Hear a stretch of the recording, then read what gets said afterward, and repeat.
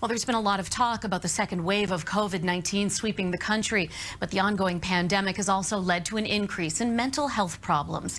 Today on NTV's Issues and Answers, psychologist Janine Hubbard said her profession is facing an enormous wave of mental health cases coming to the surface. And again, we've sort of seen that first wave of increased acute anxiety and depression and coping, and then we see the longer term effects as things continue to drag on. And we do worry about the trauma effect on a lot of people, especially anyone who had pre-existing vulnerabilities. We know that we've been talking about the second wave of COVID within the mental health community. We know that there is an enormous wave of mental health issues that are starting to come our way, that are only beginning to come to the surface, that we're going to be addressing for years to come. I guess we've heard on the physical side of things, backlogs with, like, say, physical surgery. So are you concerned about, like, a sort of dealing with a backlog of mental health cases once this is over? Oh, absolutely. I mean, we already had a shortage of mental health services.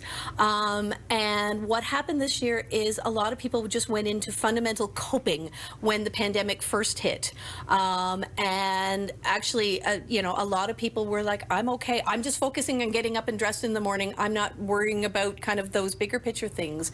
When school resumed and life started to return to normal a little bit this fall, we saw a huge surge in referrals and concerns coming forward.